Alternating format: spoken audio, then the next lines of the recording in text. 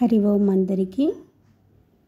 మనం ఇప్పుడు గుడిమల్లంలోని పరశురామేశ్వర శివాలయం అక్కడికి వెళ్తూ ఉన్నాము. అతి ప్రాచీనమైన శివాలయం, భారతదేశంలోనే మొదటి శివాలయం అని అక్కడ చెప్పారు. బోర్డు కూడా పెట్టి ఉన్నారు.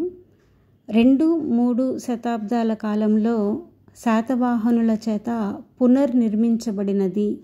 రాతి గోడలతో శివాలయాన్ని వాళ్ళు పునర్నిర్మించారు అని ఆర్కియాలజీ డిపార్ట్మెంట్ వాళ్ళ తవ్వకాలలో ఆ విధంగా బయటపడినది అని అక్కడ చెప్తూ ఉన్నారు. అదేవిధంగా ఆర్కియాలజీ డిపార్ట్మెంట్ వాళ్ళు అక్కడ బోర్డులో కూడా రాసి ఉన్నారు.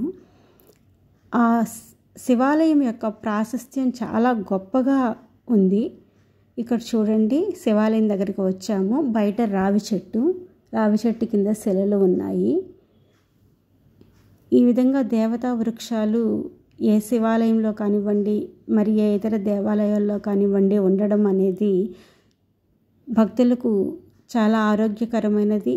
అదేవిధంగా పాపరహితాన్ని చేయగలిగేది. ఇక్కడ ఎంత పురాతనంగా ఈ శివాలయం ఉంది అనేది చూడండి. రాళ్లతోటి ఇదిగోండి చూడండి, రాతి నిర్మాణం. ఆనందవల్లి అమ్మవారు ఇక్కడ చిన్న గుడి ఉంటుంది. అదేవిధంగా వల్లి దేవసేన సమేత సుబ్రహ్మణ్యేశ్వర స్వామి ఉంటారు. ఇదిగోండి ఇక్కడ రాసి ఉంది చూడండి, భారతదేశ మొదటి శివాలయము అని. అంతటి ప్రాచీన శివాలయం అన్నమాట.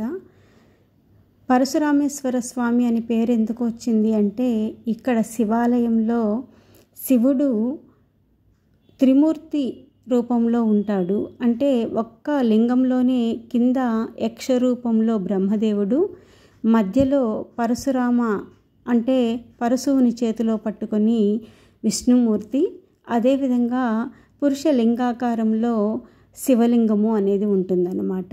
కాబట్టి ఒకే లింగంలో ఈ 3 రూపాలు కూడా చెక్కబడి ఉంటాయి. నవపాషాణ లింగము ఇక్కడ ఉండేది. సూర్య భగవానుడి దేవాలయం ఇది. లోపల సూర్య భగవానుడు నిలబడి దర్శనమిస్తూ ఉంటాడు. స్వామివారి పాదాలు కూడా కనిపిస్తూ ఉంటాయి. ఇదిగోండి శివాలయం యొక్క ధ్వజస్తంభము. ఆ ధ్వజస్తంభం దగ్గరే మీకు సూర్యుడు కనిపిస్తూ ఉన్నాడు కదా. ఆ సూర్యకిరణాలు ఇక్కడ నుండి చూడండి, శివాలయం వెనక వైపు ఇది కిటికీ ఉంది. ఆ కిటికీలో గుండా ఆ సూర్యకిరణాలు స్వామివారికి మీద పడతాయి అని చెప్తున్నారు. ఇక్కడ నందీశ్వరుడు కూడా ఎదురుగా ఉన్నాడు చూడండి. అంటే శివుడు లోపల కిటికీలో నుంచి కనిపిస్తాడు కదా, అందుకని అక్కడ నందీశ్వరుడు కూడా ఉన్నాడు.